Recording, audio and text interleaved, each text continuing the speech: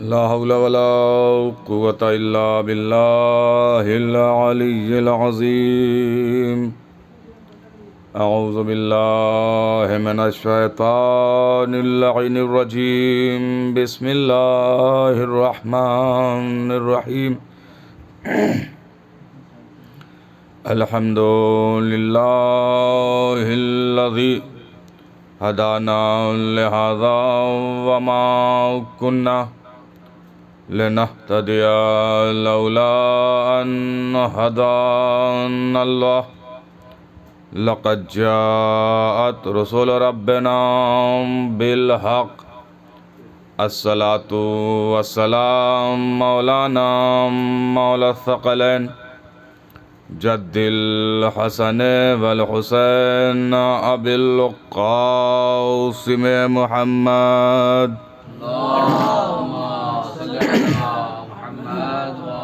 ثم الصلاة والسلام على أهل بيته الطيبين الطاهرين المعصومين المظلومين وغر الميامين. آمين يا رب العالمين. ثم الصلاة والسلام على أصحابه الصديقين والشهداء بأرض كربلاء أجمعين. اللهم خص أنت أول ظالم باللعن مني وابدأ به أولا ثم الثانيا والثالثا والرابعة. اللهم لعن يزيد خامسا ولعن عبيد الله بن زياد وابن مرجانة وعمر بن سعد وشمرا وآل أبي سفيان وآل زياد وآل مروان إلى يوم القيامة. إنما يريد الله ليذهب عنكم الرجس أهل البيت ويطهركم تطهيرا.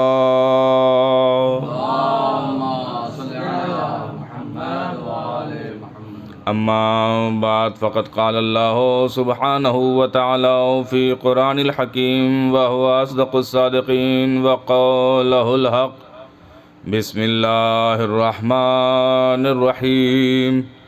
ان الدین عند اللہ الاسلام. صلوات بھیج دیں محمد والے.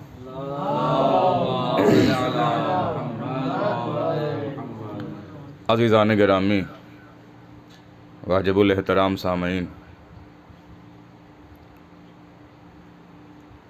لائق مبارکباد اور لائق تحسین ہیں وہ افراد جو اپنے مرحومین کے گزر جانے پر ان کا ایصال ثواب کا انتظام کیا کرتے ہیں. اور عزیزان گرامی، اگر میں یہ کہوں تو غلط نہیں ہوگا کہ یہ بھی طر امتیاز فقط اور فقط ہمارے مذہب کو حاصل ہے کہ جب بھی کوئی ہمارا چاہنے والا، ہمارا عزیز دنیا سے جاتا ہے تو ہم اس کے ایصال ثواب کے لیے فرش عزا بچھا دیتے ہیں اور مجلس امام حسین کا انعقاد کرتے ہیں. عزیزان گرامی، ہم تصور بھی نہیں کر سکتے کہ اس مجلس عزا کا ثواب ہمارے مرحومین، ہمارے ورثہ پہ کس طریقے سے اور کیا پہنچتا ہے. روایتیں آپ کے سامنے ہیں کہ جب بھی ہم فرش عزا بچھاتے ہیں تو صرف اور صرف اس فرش عزا پہ ہم نہیں بیٹھتے، بلکہ کچھ مقدسات ہستیاں ہیں جو اس فرش عزا پہ تشریف لاتی ہیں. اور جب ذاکر ممبر پر آتا ہے اور آنے کے بعد یہ کہتا ہے کہ 1 مرتبہ سورہ الحمد اور 3 مرتبہ سورہ توحید کی تلاوت فرما کر فلاں مرحوم کی روح کو آپ ہدیہ کر دیں، ایصال کر دیں، تو جب ہم کرتے ہیں تو جو ہمارے ساتھ ساتھ جو اس فرش عزا پر مقدس ہستیاں بیٹھی ہیں، اگر وہ ہمارے ساتھ ساتھ ہمارے مرحومین کے لیے ایصال ثواب کر دیں تو پھر ہمارے اس مرنے والے کی کیا مقام اور کیا عظمت ہو سکتی ہے، یہ ہم اندازہ نہیں لگا سکتے. عزیزان گرامی، جب ہم دست دعا بلند کرتے ہیں اور کہتے ہیں پروردگار عالم ہمارے مرحومین پر بحق محمد وآل محمد اپنی رحمتیں اور اپنی برکتیں نازل فرما، تب آپ جو نیچے بیٹھے ہوئے ہوتے وہ آمین کہتے ہیں. اگر اس آمین کے ساتھ ساتھ اہل بیت اطہار آمین کہہ دیں یہاں پہ جناب زہرا سلام اللہ علیہا بیٹھی ہیں، یہاں پہ رسول اسلام بیٹھے ہیں، یہاں پہ دیگر ائمہ بیٹھے ہیں، تو یہ کیسے ممکن ہے کہ جب جناب زہرا کے لال کی مجلس ہو رہی ہو اور زہرا موجود ہوں اور ہم دوسروں کے لیے دعا کر رہے ہوں، تو یہ کیسے ممکن ہے کہ زہرا آمین نہ کہیں، رسول آمین نہ کہیں، ائمہ آمین نہ کہیں؟ اور جب یہ ہستیاں آمین کہہ دیں گی تو ہمارے جو مرحومین، جو ہمارے چاہنے والے، ہمارے عزیز و اقارب، ہمارے ورثہ، ہمارے والدین جو دنیا سے گزر چکے ہیں، جب یہ آمین کہہ دیں گے تو اس مرنے والے، اس مرحومین کی کیا منزلت اور کیا عظمت ہوگی۔ تو عزیزان گرامی، میں نے بیان کیا کہ یہ شرف صرف ہمارے مذہب کو حاصل ہے اور ہمیں حاصل ہے، یہ بھی طر امتیاز صرف ہمیں حاصل ہے کہ جب بھی کوئی ہم چاہتے ہیں کہ اپنے مرنے والوں کے لیے ایصال ثواب کریں تو فرش عزا کا بہترین انعقاد کر دینا، فرش عزا کو بچھا دینا، یہ مرحومین کے ایصال ثواب کے لیے بہترین ذریعہ ہے۔ عزیزان گرامی، اور پھر مقدس سرزمین پر اگر مرحومین کے لیے ایصال ثواب کیا جائے، نجف جیسی سرزمین پہ، کربلا جیسی سرزمین پہ، کاظمین و سامرہ جیسی سرزمین پہ اگر ہم اپنے مرحومین کو یاد کریں تو ان کی عظمت اور دوبالا ہو جاتی ہے۔ اس لیے کہ روایتیں شاہد ہیں، زمین کے بھی اثرات ہوا کرتے ہیں۔ ہم مولا کائنات، مولا کی بارگاہ میں اپنے مرحومین کو یاد کر رہے ہیں۔ تو عزیزان گرامی، وہ مرنے والا بھی لائق مبارکباد ہے، اور اس کے ورثہ جو اس دنیا میں موجود ہیں اور اپنے مرحومین کے لیے ایصال ثواب کر رہے ہیں، وہ بھی لائق مبارکباد اور تحسین ہے۔ ایک صلوات پڑھ دیں محمد و آل محمد۔ عزیزان گرامی، یہ ایام مولا کائنات سے مختص ہے۔ دنیا چاہتی یہ ہے کہ ایک بہترین نظام قائم ہو،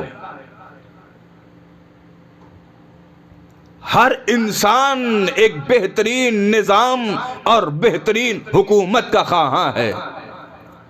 پوری دنیا منتشر ہے، بے چین ہے، تمام افراد سکون چاہتے ہیں، اطمینان چاہتے ہیں، اور یہ چاہتے ہیں کہ ایک بہترین نظام قائم ہو۔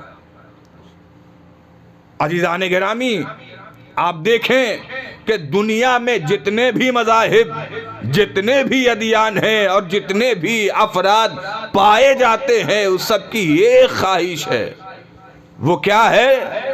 وہ ہر انسان، ہر فرد بشر ایک بہترین اور خوبصورت نظام حکومت چاہتا ہے۔ آج ہر دنیا پریشان ہے، پوری دنیا پریشان ہے، پورے سماج، پورے معاشرہ، پورے لوگ، پورے انسانیت پریشان ہے۔ کیوں؟ اس لیے کہ اسے ایک بہترین نظام نہ میسر ہو سکا۔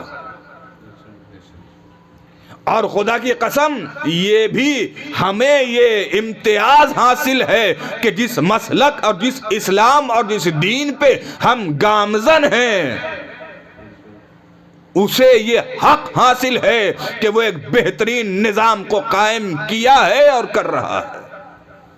اب تاریخیں آپ کے سامنے ہیں، زیادہ مجھے پڑھنے کی ضرورت نہیں ہے اور وضاحت کرنے کی ضرورت نہیں ہے۔ ہر انسان چاہتا ہے ایک بہترین نظام دنیا میں قائم ہو، ہر انسان پریشان ہے۔ قائم ہو تو کیسے ہو؟ توجہ کیجئے گا، میں نتیجے پہ آنا چاہتا ہوں۔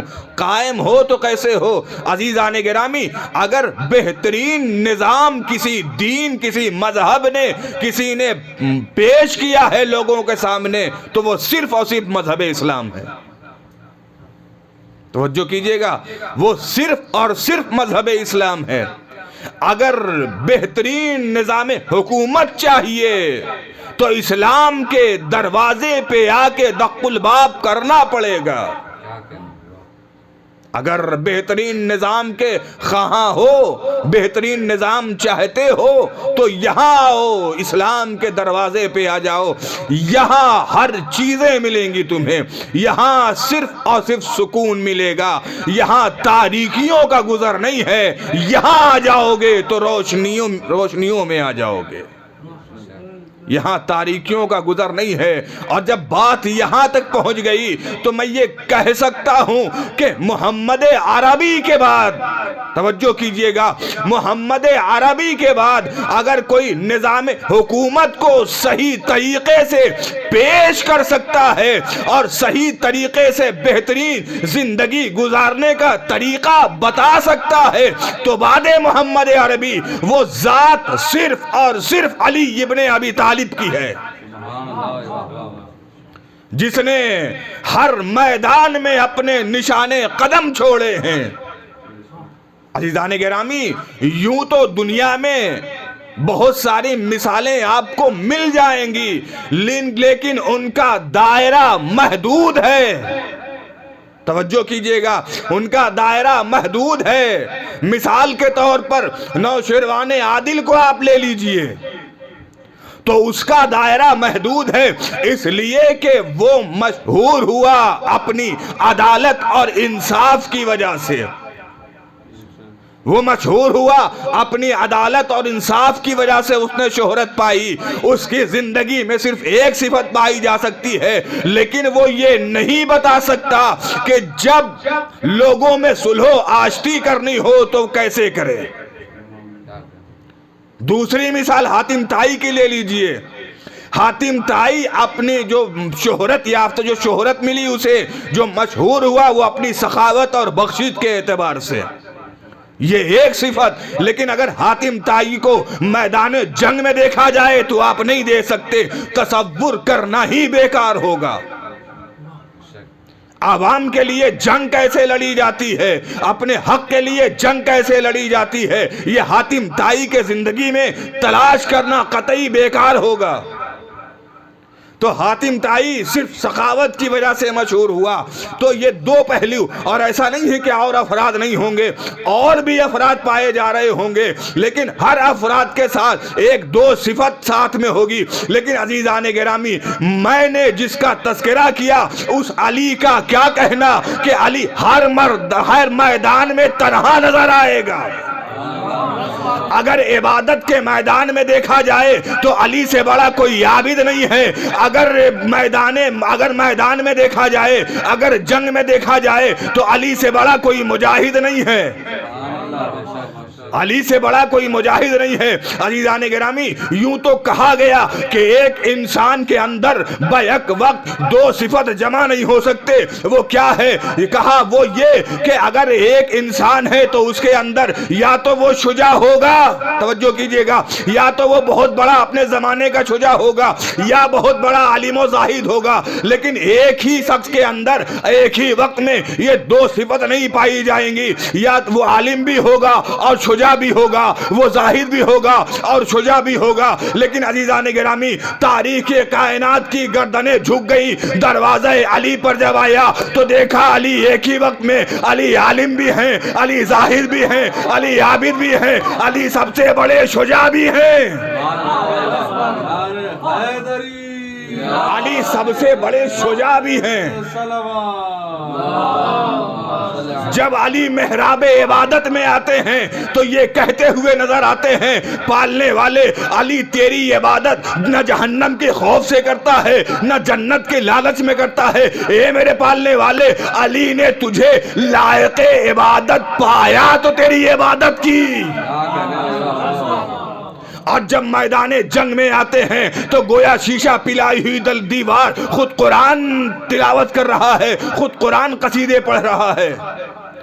تو یہ علی ہیں عزیزان گرامی، جو علی بتائیں گے کہ زندگی کیسے جینا ہے، علی بتائیں گے کہ سکون کیسے ملے گا، علی بتائیں گے کہ اطمینان کیسے حاصل ہوگا. اگر علی کے در کے علاوہ کسی اور کے در پر جا کر سکون چاہتے ہو، سکون تو نہ ملے گا، بے چینی میں اضافہ ہوتا چلا جائے گا. لہذا سکون چاہیے ہے تو علی کے در پہ آنا ہوگا، اطمینان چاہیے ہے تو علی کے در پہ آنا ہوگا. علی بتائیں گے یتیموں کا خیال کیسے رکھنا ہے، علی بتائیں گے بیواؤں کا خیال کیسے رکھنا ہے. یہاں سے علم کی خیرات ملے گی، یہاں سے دولتوں کی خیرات ملے گی، یہاں سے سب کچھ ملے گا. شرط یہ ہے کہ علی کے دروازے پہ آ جاؤ. عزیزان گرامی یہ علی ہے. کون بیان کرے کہ علی کیا ہے؟ قرآن جس کا قصیدہ پڑھ رہا ہو، محراب عبادت جس کے قصیدے پڑھ رہے ہوں، میدان جنگ جس کے قصیدے پڑھ رہے ہوں، کون بتائے کہ علی کیا ہے؟ عبادت کے منزل میں اگر علی کو دیکھا جائے تو علی سے آگے کوئی نہیں. چوتھے امام کو زین العابدین کہا جانے لگا، سید الساجدین کہا جانے لگا. مولا آپ امام زین العابدین ہیں، مولا آپ سید الساجدین ہیں، مولا آپ تو سجدوں کے سردار ہیں، مولا آپ تو نمازوں کی زینت ہیں، مولا آپ تو سجدوں کی زینت ہے، مولا آپ کی عبادت کا کیا کہنا؟ تو تاریخ کے فقرے یہ ہیں کہ چوتھے امام نے کہا تم نے میری عبادت کو دیکھ لیا، تم نے میری عبادت کو دیکھا ہے، لاؤ میرے جد کا صحیفہ لاؤ. توجہ کیجئے گا، لاؤ میرے جد کا صحیفہ لاؤ. جب صحیفہ لایا گیا تو ایک مرتبہ مولا سید سجاد نے کہا فلاں ورقہ کھولو. اب جب کھولا تو لکھا ہوا تھا علی کی ایک ضربت، علی کی ایک ضربت ثقلین کی عبادت پہ بھاری ہے. میرے مولا نے کہا اگر تم میرے جد کی عبادت کو ملاحظہ فرما چکے ہوتے تو آج یہ نہ کہتے مولا آپ کی عبادتوں کا کیا کہنا. میری عبادت میرے جد کی عبادت کے نزدیک کچھ بھی نہیں ہے. یہ علی ہے عزیزان گرامی. عبادت کے منزل میں علی کا کوئی ثانی نہیں. میدان جنگ ہو تو علی سے بڑا کوئی بہادر نہیں. مرحب و انتر کے قصے موجود ہیں آپ کے سامنے. عمر ابن عبدود جیسا پہلوان کہ جسے 17 قبیلوں نے ووٹ دے کر چنا تھا علی کے مقابلے میں، اب جب وہ علی کے مقابلے میں آیا ہوگا تو کتنے غرور و تکبر کے ساتھ آیا ہوگا کہ مجھے 17 قبیلوں نے ووٹ دے کر علی کے مقابلے میں مجھے چنا ہے. لیکن عزیزان گرامی جو حشر ہوا وہ آپ کے سامنے ہے. مجھے خندق نہیں پڑھنا ہے، بس امام علی علیہ السلام کے سیرت کے چند پہلو آپ کے سامنے بیان کرنے. یہ مولا علی ہے، کن کن پہلو پہ تذکرہ کیا جائے عزیزان گرامی. خود قرآن جس کا قصیدہ پڑھ رہا ہو، مولا علی کی شان میں تقریباً 70 یا 80 آیتیں ایسی ہیں جو فقط اور فقط علی ابن ابی طالب سے مخصوص ہیں. توجہ کیجئے گا، مولا خطبہ دے رہے ہیں، دوران خطبہ کسی نے سوال کر دیا یا علی یہ بتائیے کہ قرآن مجید میں جتنی بھی آیتیں آپ کی شان میں نازل ہوئی ہیں ان میں سب سے زیادہ کون سی آیت آپ کو پسند ہے؟ مولا مسکرائے اور مسکرانے کے بعد کہتے ہیں مجھے سب سے زیادہ جو آیت پسند ہے وہ یہ ہے.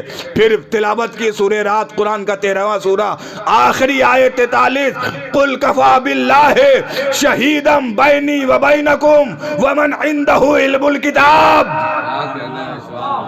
علی کو جو آیت سب سے زیادہ پسند ہے وہ یہ ہے اے میرے حبیب وہ جو آپ سے کہتے ہیں کہ آپ رسول نہیں ہیں، آپ ان سے کہہ دیجئے کہ گواہی کے لیے میرا خدا کافی ہے اور وہ کافی ہے جس کے پاس کل کتاب کا علم ہے. ایک مرتبہ سائل کہتا مولا یہ تو بتائیے آخر یہی آیت آپ کو سب سے زیادہ کیوں پسند ہے؟ مولا فرماتے ہیں تم نے آیت میں غور نہیں کیا. کہا مولا کیا ہے؟ کہا غور تو کرو، اللہ نے محمد کی گواہی کے لیے جہاں اپنے آپ کو رکھا وہی فوراً بعد مجھے رکھ دیا. جہاں اللہ نے اپنے آپ کو رکھا وہی فوراً مجھے رکھ دیا. تو عزیزان گرامی یہ وہ علی ہے کہ جس کا قصیدہ خود قرآن پڑھ رہا ہے، جس کا قصیدہ خود قرآن پڑھ رہا ہے. اور عبداللہ ابن مسعود وہ فرماتے ہیں کہ علی کو 4 ایسی فضیلتیں ملی کہ جس کا میں خود چشم دید گواہ ہوں. اگر ان 4 فضیلتوں میں سے توجہ، اگر ان 4 فضیلتوں میں سے کوئی ایک فضیلت بھی مجھے مل جاتی اور حضرت نوح کے عمر کے مطابق حکومت ملتی تو میں حکومت کو چھوڑ دیتا، اس فضیلت کو اپنا لیتا. اللہ اکبر. بس آخری بات اور ربط مصائب. کون فرما رہا ہے؟ عبداللہ ابن مسعود. کون نہیں ہے مجھے کہنے کی ضرورت نہیں ہے، آپ سب جانتے ہیں. عبداللہ ابن مسعود. 4 فضیلتوں کا میں چشم دید گواہ ہوں. کا سب سے پہلی فضیلت کا وہ یہ ہے، ایک صلوات پڑھ دے محمد و آل محمد. سب سے پہلی فضیلت، خیبر میں نبی نے اعلان کیا کل میں اس کو علم دوں گا جو مرد ہوگا، جو کرار ہوگا، بڑھ بڑھ کر حملہ کرنے والا ہوگا، بھاگنے والا نہیں ہوگا. توجہ، بھاگنے والا نہیں ہوگا، غیر فرار ہوگا. اور فقط اتنا ہی نہیں بلکہ کیا کہا؟ اللہ اور رسول اس کو دوست رکھتا ہوگا، وہ اللہ اور رسول کو دوست رکھتا ہوگا. یہ علی کی سب سے پہلی فضیلت جس کا میں چشم دید گواہ ہوں کہ علی رسول اللہ نے علی کو خیبر میں علم دیا. اگر یہ فضیلت مجھے مل جاتی تو میں اس فضیلت کو لے لیتا، لیکن جناب نوح کے عمر کے مطابق ملنے والی حکومت کو ٹکرا دیتا. یہ علی کی پہلی فضیلت. دوسری فضیلت فرماتے ہیں کہ جس کا میں چشم دید گواہ ہوں وہ یہ ہے کہ رات کا کچھ حصہ گزرا، جبریل آ گئے وحی لے کر، اے اللہ کے حبیب، اللہ یہ کہہ رہا ہے کہ مسجد میں کھلنے والے تمام دروازوں کو بند کرا دیجئے، علی کا دروازہ کھلا چھوڑ دیجئے. لہٰذا سارے دروازے بند کرا دیے نبی نے، علی کا دروازہ کھلا چھوڑ دیا. یہ علی کی دوسری فضیلت تھی. تیسری فضیلت یہ تھی جس کا میں چشم دید گواہ ہوں کہ جب سورہ برات نازل ہوئی ہے تو نبی نے جناب حضرت ابو بکر کو بلایا اور ان کو یہ سورہ دے کر بھیج دیا کہ مکے چلے جاؤ اور سورہ برات کی تلاوت کرو. جب حضرت ابو بکر سورہ لے کر چلے اور کچھ دور پہنچ گئے تو جبریل امین نازل ہوئے اور یہ کہا، اللہ بعد درود و سلام کے یہ کہہ رہا ہے، اے نبی یا تو آپ جائیے یا اسے بھیجیے جو آپ جیسا ہے. اسے بھیجیے جو آپ جیسا ہے. نبی نے فوراً علی کو بلایا. علی آئے، کہا علی جاؤ، چلے جاؤ اور لے کر خود چلے جانا، انہیں واپس کر دینا. علی گئے، ملاقات ہوئی، کہا کہ ہمیں رسول نے بھیجا ہے اور ایسے ایسے ہوا ہے، اللہ کا پیغام آیا ہے کہ نبی یا تو آپ جائیے اس کی تبلیغ کے لیے یا اسے بھیجیے جو آپ جیسا ہے. تو نبی نے مجھے بھیجا ہے. حضرت ابو بکر نے سورہ برات دے دی مولا علی کو اور وہ چلے آئے. تو عبداللہ ابن مسعود کہتے ہیں یہ دوسری فضیلت ہے. یہ تیسری فضیلت ہے علی کی جس کا میں چشم دید گواہ ہوں کہ اگر مجھے ان میں سے ایک بھی مل جاتی تو میں اسے قبول کرتا اور جناب نوح کے عمر جتنی حکومت میں ٹھکرا دیتا. یہ 3 فضیلتیں عزیزان گرامی. چوتھی فضیلت کہا کہ آیت اتری ندو ابنانا و ابناکم و نسانا و نساکم و انفسنا و انفسکم. میرے حبیب ان سے کہہ دیجئے کہ تم اپنے بیٹوں کو لاؤ، ہم اپنے بیٹوں کو لاتے ہیں. تم اپنی عورتوں کو لاؤ، ہم اپنی عورتوں کو لاتے ہیں. تم اپنے نفسوں کو لاؤ، ہم اپنے نفسوں کو لاتے ہیں. عبداللہ ابن مسعود کہتے ہیں یہ چوتھی فضیلت تھی علی کی جس کا میں چشم دید گواہ ہوں. نبی بیٹوں کی جگہ حسنین شریفین کو لے گئے، عورتوں کی جگہ جناب زہرا سلام اللہ علیہا کو لے گئے، نفسوں کی جگہ نبی علی کو لے گئے. نفسوں کی جگہ نبی علی کو لے گئے.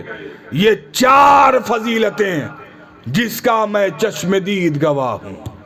اگر ان میں سے کوئی ایک بھی مجھے مل جاتی تو میں جناب نوح کے عمر کے جتنی ملنے والی حکومت کو ٹھکرا دیتا اور ان فضیلتوں کو لے لیتا۔ عزیزان گرامی، تو یہ علی ہیں، تمام فضیلتوں کے مالک کو علی کہتے ہیں۔ ہر میدان میں جس نے اپنے نشانے قدم چھوڑے ہوں اسے علی کہتے ہیں۔ عزیزان گرامی، روح الامین کا ترنم لازم ہے کہ علی کے فضائل کو بیان کیا جائے۔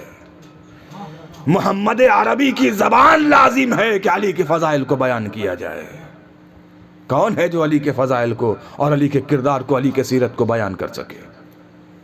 لیکن عزیزان گرامی، جتنے زیادہ علی کی فضیلت اور علی کے فضائل ہیں اس سے کہیں زیادہ علی کے مصائب ہیں۔ علی کائنات کے اول مظلوم کو علی کہا جاتا ہے۔ بڑے مظلوم ہے میرا مولا۔ عزادارو، آج 19 رمضان ہو گئی نا۔ تاریخ کے فقرے ہیں، میں صرف زیادہ طول نہیں دینا چاہتا اپنے مصائب کو۔ علامہ امینی الغدیر کے مصنف آپ جانتے ہیں نا؟ علامہ امینی الغدیر کے مقدمے میں ایک جملہ لکھتے ہیں۔ وہ لکھتے ہیں کہ ہم کیا جانے کہ علی کیا ہیں، ہم کیا جانے کہ علی کون ہیں۔ پھر وہ فرماتے ہیں ہم کیا جانے کہ علی پر کیا گزر گئی۔ اللہ اکبر۔ عزاداروں، رونے کے لیے یہ آخری کے جملے کافی ہیں۔ وہ فرماتے ہیں کہ ہم کیا جانے کہ علی دنیا کے کتنے بڑے مظلوم ہیں۔ پھر وہ فرماتے ہیں کہ پروردگار عالم بعد شہادت علی مجھے پیدا کرتا اور قیامت تک کی زندگی عطا کرتا اور ہم سے بھوک اور پیاس کو سلب کر لیتا، تو میرا صرف ایک کام ہوتا۔ وہ کیا؟ علامہ امینی فرماتے ہیں کہ میں قبر علی پہ جاتا اور قیامت تک بیٹھ کر گریہ کرتا رہتا۔ اتنے بڑے مظلوم ہیں علی۔ عزادارو، علی کے کن کن مصائبوں کا ذکر کیا جائے؟ روایت کے فقرے یہ ہیں کہ یوں تو علی ہر ماہ رمضان المبارک میں نماز ظہرین کے بعد واعظ و نصیحت کیا کرتے تھے، لیکن سن 40 ہجری کا جب رمضان آیا ہے نا تو تاریخ کے فقرے ہیں، اور حذیفہ یمانی بیان کرتے ہیں کہ مولا جب بھی نماز ظہرین کے بعد واعظ و نصیحت کرتے تو ایک جملہ کہتے ہیں۔ اب مولا کے جملے میں تبدیلی آ گئی ہے۔ وہ کہتے ہیں کہ ہاں یہ وہی سال اور یہ وہی مہینہ ہے کہ جس کے بارے میں میرا بھائی رسول مجھ سے کہہ کر گیا تھا علی تم اس مہینے میں قتل کر دیے جاؤ گے۔ اللہ اکبر۔ گفتگو ہو رہی تھی، گفتگو تمام ہوئی، لوگ متفرق ہوئے۔ اتنے میں کیا دیکھا مولا علی نے؟ مسجد کے دروازے پہ کوئی شخص ہے، سلام کیا۔ مولا نے جواب دیا، جواب دینے کے بعد کہا آجا اندر، آجا آجا قریب آجا۔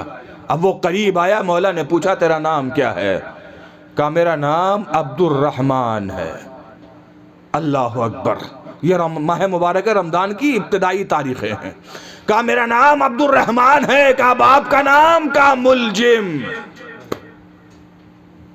کہا تجھے ایک واقعہ یاد دلاؤں؟ کہا دلائیے۔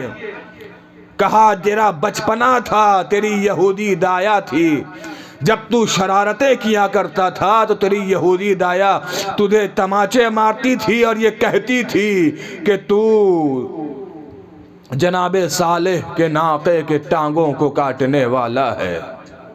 وہ دن دور نہیں کہ تو اپنی تلوار میرے سر پہ چلائے گا۔ ہاں اپنے آپ کو اگر بچانا چاہتا ہے تو جا کہیں دور چلا جا، ابن ملجم کہتا مولا آپ تو جانتے ہیں میں آپ کے ساتھ جنگوں میں شریک رہا ہوں، یہ کیسے ممکن ہے کہ میں آپ کو شہید کروں، میں آپ کو قتل کروں؟ مولا کہتے ہونا تو یہی ہے۔ ایک مرتبہ ابن ملجم چلا گیا، تاریخ کے فقرے ہیں کہ اب 18 رمضان آ گئی، ابن ملجم پھر واپس کوفے میں پلٹا ہے 18 رمضان کو، لیکن اب جب آیا ہے تو علی سے ملاقات نہیں کی ہے۔ مولا علی 18 رمضان شب 19 میں اپنی بیٹی ام کلثوم کے یہاں مدعو ہیں۔ جناب ام کلثوم بیان کرتی ہیں کہ یوں تو بارہا میرا بابا میرے یہاں رہتا تھا، لیکن آج جو میرے بابا کی کیفیت ہے نا، وہ میں نے کبھی اپنے بابا کی ایسی کیفیت نہیں دیکھی۔ راوی نے پوچھا بی بی بتائیں گی کیا کیفیت تھی؟ ام کلثوم کہتی ہے ارے میرا بابا کبھی حجرے میں جاتا ہے، کبھی حجرے سے واپس آتا ہے اور آواز دیتا ہے ہاں ارے یہ وہی رات ہے جس کے بارے میں میرے بھائی نے کہا تھا۔ لو عزادارو، آپ کل یہ سارے مصائب سن چکے ہوں گے۔ تاریخ کے فقرے یہ ہیں کہ جناب مولا کائنات اپنی بیٹی سے گفتگو فرما رہے تھے کہ ایک متآواز دی میری لاڈلی، اے میری بیٹی ام کلثوم، ارے میں ابھی عبادت کر رہا تھا، میری آنکھ لگ گئی، میں نے خواب میں تیرے نانا کو دیکھا، میں نے امت کے سارے مظالم تیرے نانا سے کہہ دیے، تیرے نانا نے کہا اے علی بد دعا کر دو، ارے میں نے پروردگار کی بارگاہ میں کہہ دیا اے میرے مالک اب علی جینا نہیں چاہتا، اب علی کو اپنے پاس بلا لے۔ عزادارو، بڑی قیامت کے ایام ہیں، یہ ایام یہ آج کی شب عاشور سے کم نہیں ہے، یہ ایام روز عاشورہ سے کم نہیں ہے۔ ہاں کیوں؟ اس لیے کہ کوفے کے یتیم ہونے والے ہیں۔ تاریخ کے فقرے یہ ہیں کہ ایک مرتبہ پھر جناب امیر کائنات کہتے ہیں اے میری لاڈلی، ارے باہر یہ تلواروں کی کھنکھناہٹ کی آوازیں سن رہی ہو؟ مولا علی دروازے پہ آئے، دروازہ کھولا تو کیا دیکھا؟ حذیفہ یمانی چند افراد کے ساتھ گھر کا پہرا دے رہے ہیں۔ ایک مرتبہ مولا کہتے حذیفہ ارے یہ کیا کر رہے ہو؟ مولا ارے 18 رمضان گزر گئی، روز آپ کہہ رہے ہیں ارے یہ وہی مہینہ ہے جس میں علی دنیا سے چلا جائے گا۔ اے مولا گھر میں رہا نہیں جاتا، ارے کہیں ایسا نہ ہو کوئی دشمن رات کی تاریکی میں آپ پر حملہ کر دے۔ اے مولا ہم آپ کی حفاظت کرنے آئے ہیں۔ لو عزادارو، اتنا سننا تھا، امیر کائنات نے ڈائریکٹ منع نہیں کیا کہ چلے جاؤ، ایک جملہ کہا اے حذیفہ اتنا بتاؤ میں تمہارا کون ہوں، اے حذیفہ اتنا بتاؤ کہ میں تمہارا کون ہوں۔ تاریخ کے فقرے یہ ہیں جناب حذیفہ سمجھ گئے علی کیا کہنا چاہتے ہیں، تڑپ گئے، ارے لڑکھڑاتی ہوئی زبان سے کہا مولا ارے آپ ہمارے امام ہو۔ پر اتنا سننا تھا، علی نے آواز دی حذیفہ ارے یہی امام تمہیں حکم دے رہا ہے اپنے گھر کو چلے جاؤ۔ حذیفہ گھر آئے، ارے تلوار کو رکھا، ٹیک لگا کے بیٹھے، دعا پڑھتے پڑھتے نیند آ گئی۔ اچانک سے زوجہ نے جھنجھوڑا اے حذیفہ ارے تم سو رہے ہو؟ ارے فضا میں آواز گونج رہی ہے تقدمت واللہ ارکان الہدی قد قتل امیر المومنین۔ اے حذیفہ علی قتل کر دیے گئے، سیعلم الذین انا للہ و انا الیہ راجعون، رضا بقضائہ و تسلیما لامرہ۔